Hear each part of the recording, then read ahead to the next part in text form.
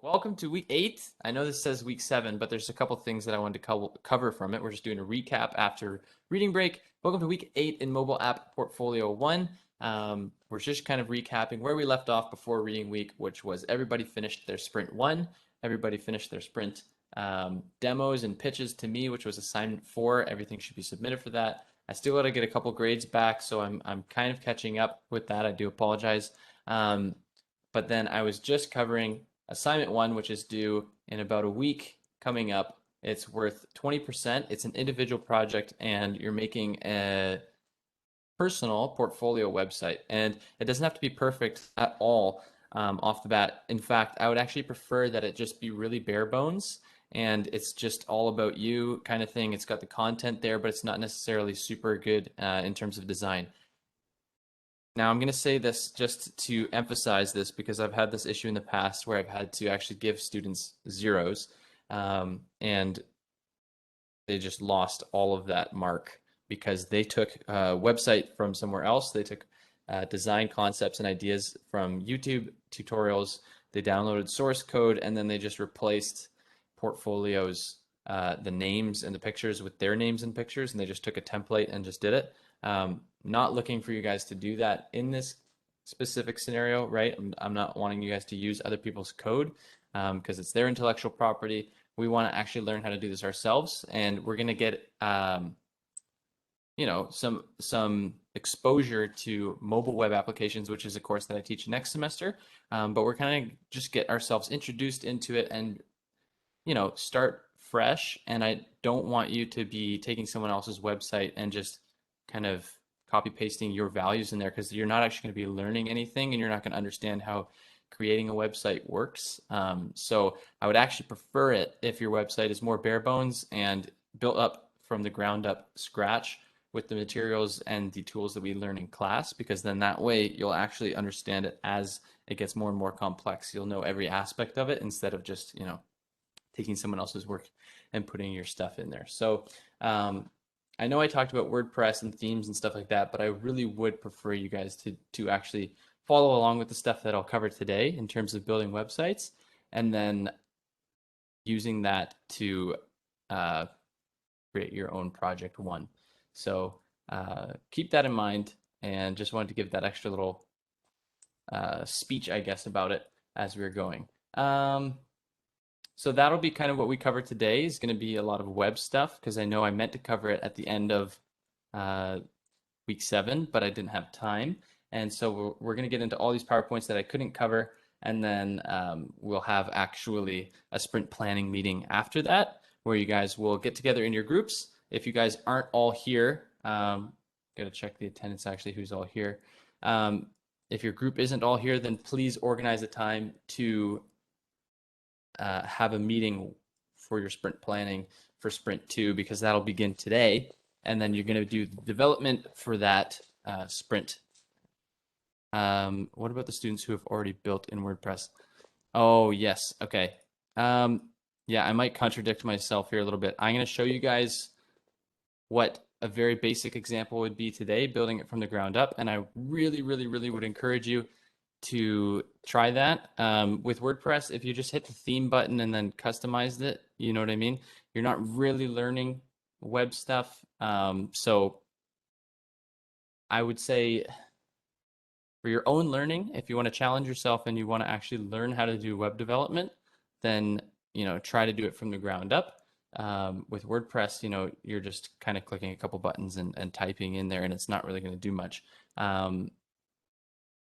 However, the majority of this project is specifically about the content, not the actual HTML stuff. So that's why with WordPress, I'm fine with WordPress, but I'm not fine with people going like, where was it? Let me see. I'll give an example, okay?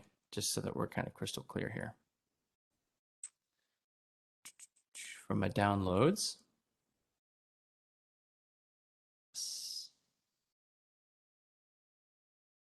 I think it's this one. So I'll go to this website. Okay, so as we can see here, I'm on this website called Coding Nepal.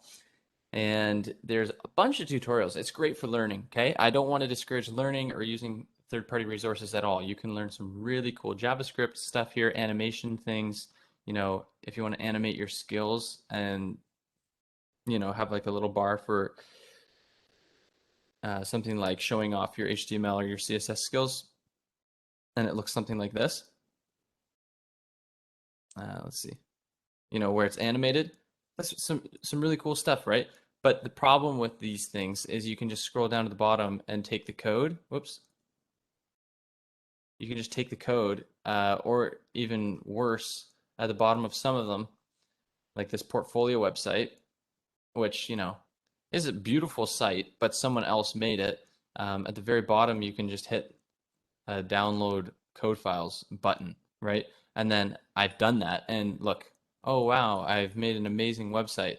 And then you basically just go in here and change the name so that it says your name instead of somebody else's name, and that's not really what I'm looking for, right? Like, oh my goodness, you could do that, and you could be like, look, it's the best website ever, and then you just put your picture.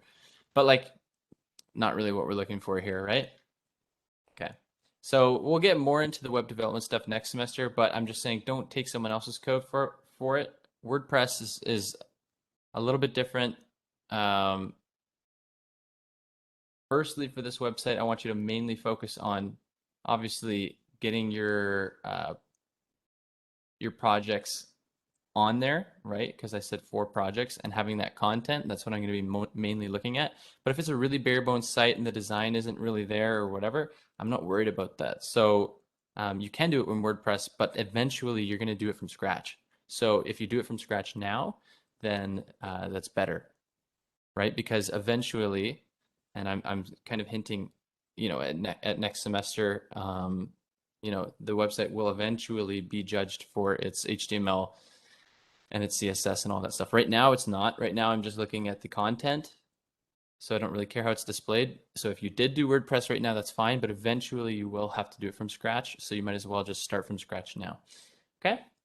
Any questions about that? I'm hoping that I'm clear. I know that I probably said a couple things that are a little bit uh, maybe contradictory, but trying to clear that up. Any questions about that stuff, guys? All thumbs up. Okay, sweet. Okay, so I think I covered.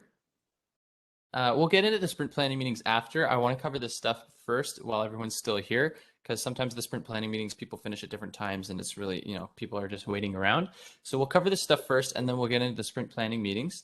We're going to build a very basic, very, very basic website today that'll kind of have your name, a couple different pages, and then, ways to link images and all of that sort of stuff. All right. So I think I covered web design current standards, the recap of HTML, and all of that stuff. I don't know if I covered this one. We'll just get both of these just in case.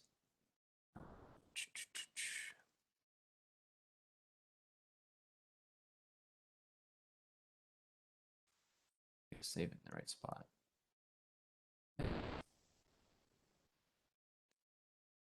That and download this. You guys can download the PowerPoints if you want to follow along.